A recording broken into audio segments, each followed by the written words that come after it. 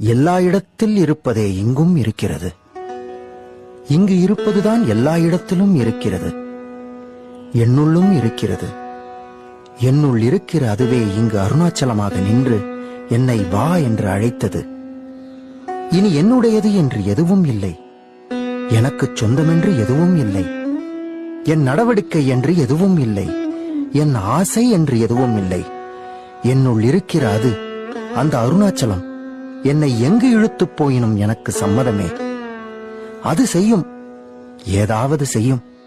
இந்த பிரபஞ்சம் முழுவதும் அது இடையறாது நகர்ந்து கொண்டிருக்கிறது. அது என்னையும் நகர்த்தும்.